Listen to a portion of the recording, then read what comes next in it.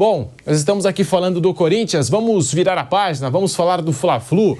Pois é, amanhã tem o Fla-Flu pelo Campeonato Carioca, semifinal do Campeonato Carioca. Mas antes, rápido intervalo na Rádio Jovem Pan, voltamos já com o bate-pronto para você. Seguimos no canal do YouTube Jovem Pan Esportes para falar desse jogo, desse clássico. O Fluminense precisa vencer o Flamengo com pelo menos 3 gols de diferença. Missão difícil, complicada, contra um Flamengo sólido, um Flamengo que não vem sofrendo gols, que nos últimos jogos com o Fluminense não cedeu assim tantas oportunidades para o time do professor Fernando Diniz, mas é claro que o torcedor tricolor vai se apegar no que aconteceu no ano passado. Eram outros times, o Flamengo era comandado pelo Vitor Pereira, era uma outra situação, mas é claro que o torcedor vai puxar pelo que aconteceu no ano passado, que o Fluminense conseguiu reverter uma vantagem que também parecia difícil de reverter. Enfim, Mauro César, a sua análise desse jogo de amanhã, o que esperar desse Fla-Flu nos embalos de sábado à noite às 21 horas, Mauro? Pois é, a vantagem do Flamengo é grande, né? O Fluminense tem que fazer 3 gols, há quem fique lembrando no ano passado, é completamente diferente o contexto. No ano passado, na semana entre um jogo e o outro, o Flamengo estreou na Libertadores, jogou com o fraquíssimo Alcas, perdeu.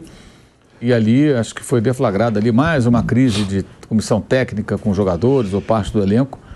É a única explicação que se encontra para aquele comportamento vergonhoso dos jogadores em campo quando perderam de 4-1 e o time não jogou, simplesmente não jogou. Aí o Vitor Pereira foi demitido, né? Como sempre no Flamengo, só quem paga a conta é o técnico, o jogador está tudo bem, continua lá, recebendo em dia, dane-se os prejuízos causados ao clube. Não que o técnico não tenha responsabilidade, tem, mas só ele tem. Uma sequência enorme de fracassos, como foi do ano passado, esse foi um deles. Então, agora não, agora está tudo tranquilo no Flamengo, o Tite tem tudo sob controle, não tem Gabigol dando entrevista na saída do primeiro jogo dizendo que quer jogar de centroavante, como fez depois dos 2-0 do ano passado na final. Não tem derrota para o Alcas para incendiar o ambiente, né? Lembrando que o Alcas tinha lá um centroavante de 180 quilos, o Flamengo conseguiu perder para aquele time eco, um time fraquíssimo, um time que tinha conseguido um título equatoriano, aí desmancharam o elenco, perderam vários jogadores, acabaram de voltar de férias, fez 2, 3 amistosos e foi lá e ganhou do Flamengo. Tomou uma virada, não foi nem por conta de altitude, foi por conta de atitude mesmo, jogo ruim demais no segundo tempo, perderam o jogo. E aí chega no domingo, acontece aquilo, era evidente que alguma coisa ocorria nos bastidores, o time não andou, e agora não, agora é tudo muito diferente, né? Então a missão do Fluminense é muito complexa.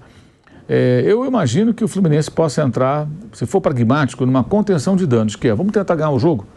Se for eliminado, ganhamos o jogo, perdemos um, ganhamos o outro, perdemos no saldo de gols ali, questão de critério de desempate, mas vencemos o rival. Mas eu acho que, assim, posso estar errado, que o Diniz vai sonhar com a reação e talvez cometa que me parece um erro, que seria repetir a estratégia da semana passada com o Renato Augusto e Ganso no meio campo. Então minha dúvida é, ele volta com o André no meio ou mantém esses dois no meio e põe o André de zagueiro já que o Thiago Santos está fora? Que ele sempre coloca o André de zagueiro durante os jogos, né? Mas como ele tem que atacar, eu não duvido que ele põe o André de cara como zagueiro, não tenha um outro zagueiro de verdade, tenha só o Felipe Melo e solte mais o time. O que pode ser uma temeridade, porque o jogo passado o Flamengo tinha muito espaço para trabalhar. O De La Cruz chegou até a falar isso numa entrevista, muito espaço e tal, jogou super à vontade.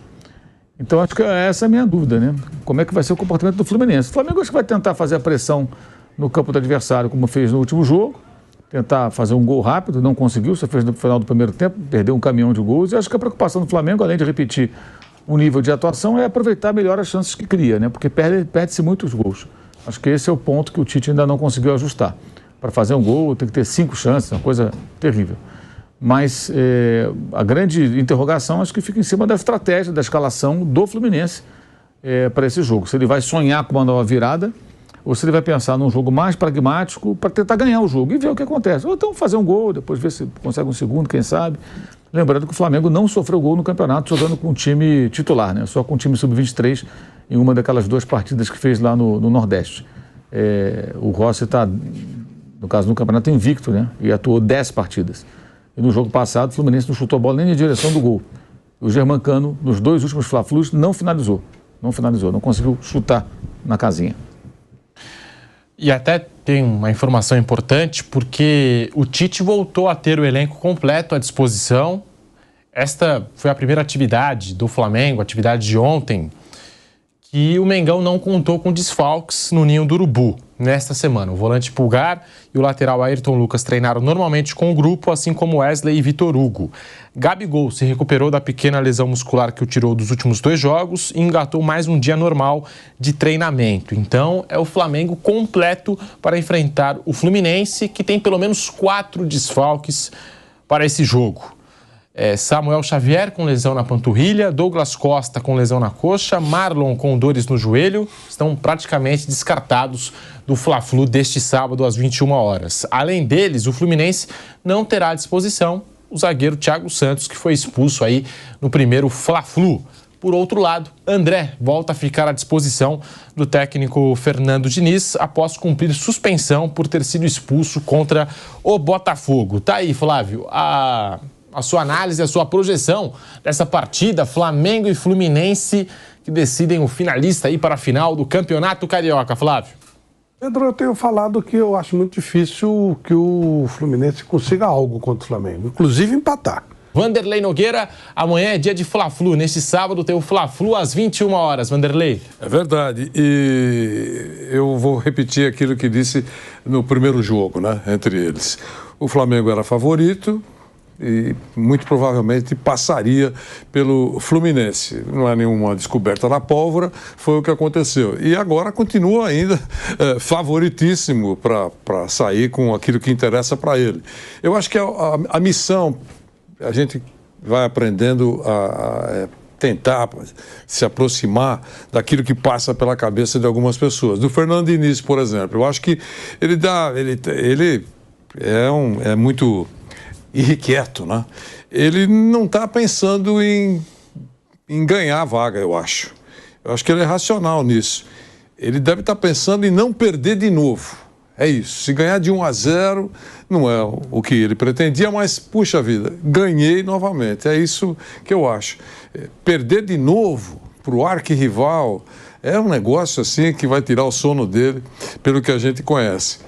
Então é isso. Eu acho que não tem chance de classificação, não tem chance de reverter uma situação. Vai tentar não perder. É isso. Se ganhar, então, 1-0, vai soltar rojões. De novo, o Flamengo entra como favorito e as coisas estão ajeitadas por lá, graças muito à presença do professor Tite. Eu vou repetir de novo aquilo que, quando ele chegou, eu disse. Chegou um conciliador, um bombeiro, e que com status. Tem status, é um técnico estrelado, tem condição de dar uma apaziguada na coisa lá.